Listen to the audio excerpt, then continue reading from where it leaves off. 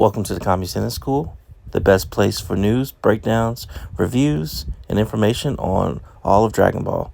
This is my review of Dragon Ball Daima, Episode 9, Thieves. The episode starts with the gang traveling. Pansy is fed up with not having any luxuries and wants them to stop somewhere so she can have a bath and a proper bed. Gloria is concerned due to Goku's notoriety. Pansy places a pink bear hat on Goku and says as long as he wears this, they won't be noticed. They stop at a hotel. They hide the Dragon Ball and Goku's power pole. Gloria doesn't like the look of the patrons at the hotel and suggests that they all room together and get room service for safety. Pansy questions Glorio's money. Kaioshin assumes that because her father was the king, that he was sponsoring Glorio. But she confirms that her father is cheap and would not provide him with this type of funding. In the lobby, Goku takes the hat off briefly, and Kaioshin and Pansy freak out and make him put it back on. That short time that he took it off was enough for two characters, Gargoyle and Werewolf, to notice Goku's hair and make the connection that he must have been the one who beat the Tamagami and that the Dragon Ball is in his bag. They want to take it and they want to sell it. In the room, Pansy is cleaned up and refreshed and tells Goku to take a bath. He doesn't want to and says that he didn't bring a change of clothes. Pansy offers him some clothes, but Goku says he isn't into women's undies. Pansy makes it clear that she's talking about regular clothes. So much of this reminds me of Goku and Bulma and just the things from Hunt for the Dragon Ball. So again, I really enjoy this part of the storytelling. After Goku's bath, the group eats a spread of food. Just then, they hear a bunch of commotion and run outside. The werewolf is attacking a bunch of people in the lobby. He's in a new form that actually looks like a werewolf. Goku actually beat him up, and just then, the werewolf looks up and whistles. The gargoyle breaks through the glass in their room and steals the bag with the Dragon Ball, flying away. Thankfully, Pansy had placed a tracker on the ball just for this sort of situation. The werewolf and gargoyle meet up at a cave, and they're rejoicing in their heist. Just then, a voice is asking them, isn't the ball useless without having all three? They turn and realize that the voice belongs to Goku, who asked for the ball back. They attempt to run off, and Goku flies after them. They have great coordination, allowing them to dodge Goku and pass the ball back and forth between one another. Eventually, Goku knocks the ball free and grabs it. As they come in to attack him, Glorio arrives and uses one of his lightning powers to send them flying. Back at the hotel, Glorio thanks Pansy and gives her a fist bump. Pansy's father tells them that they'll meet Vegeta's team at the Warp Sama tomorrow. Everyone goes to sleep while Goku stays up, looking to train and play lookout.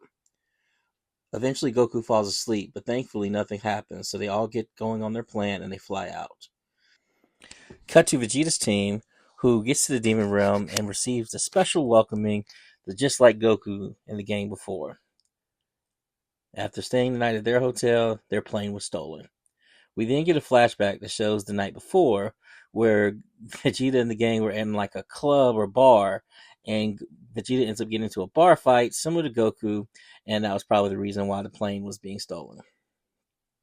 They're going to have to wait for Pansy and Goku's team to pick them up, and Hybus suggests that they play a zombie game to pass the time.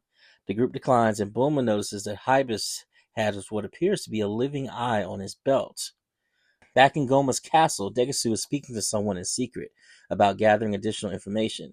He then informs Goma about Goku and the people from Earth now being in the Demon Realm, and they already have one of the Demon Dragon Balls. Goma explodes and is screaming at Degasu and mentions how he should have wished for the third eye. This makes me wonder if the eye that Hibiscus has on his belt is actually the third eye that Goma is looking for. And does that mean that Hybus is the rightful Supreme Demon King? With the nature of Hybus's straight and comedic character, that seems like something that Toriyama would do. The gang shows up and finally connects with Vegeta's team. Pansy is excited to meet Piccolo as she's never met a Namekian before. Eventually they realize there isn't going to be enough room in the current plane to carry everyone. Pansy says she'll call her father for another plane, and Goku says they'll go on ahead and try to get the other Dragon Balls. They leave, and Vegeta calls Goku a rat, which I thought was funny considering in Fighter Z, Kid GT Goku is often called Rat Ku by the community. Piccolo suggests Goku's obsessed with fighting the Tamagamis, and Hibis asks to play the zombie game again while they wait. Just then, the Majins that Vegeta beat up earlier at the club show up to jump the group. Hibis continues being hilarious. The gang points him out and wants to make an example of him, and Hibis says, "I'm just a simple guy, so I'll be eating snacks over here," and just walks away nonchalantly. Vegeta powers up and begins fighting the gang. He fights them in a style very reminiscent of Vegito. Lots of kicks and keeping his arms crossed. Then Piccolo gets into the action briefly. Hibis complains that the fight was too fast as he only got to enjoy 2 chips. The gang then tells them where they hid the plane.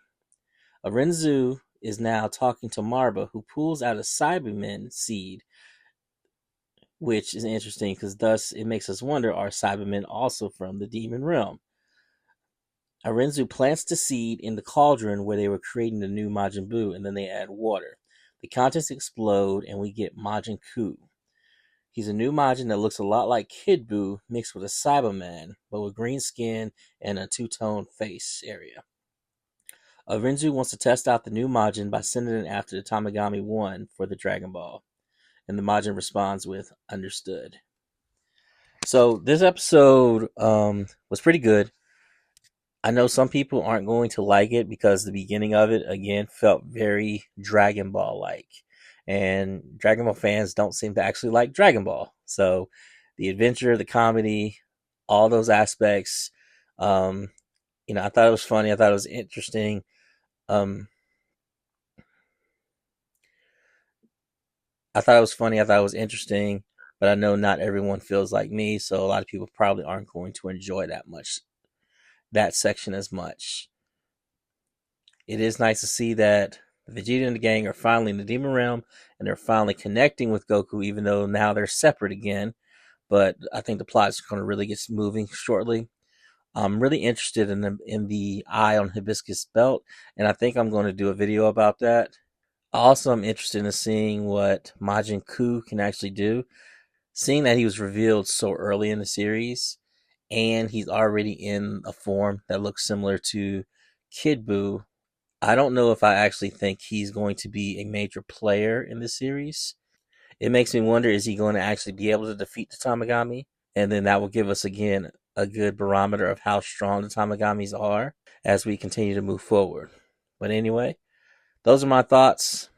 Sound off in the comments below with what you thought about the episode and what you're looking forward to seeing. Thanks for watching and have a great day.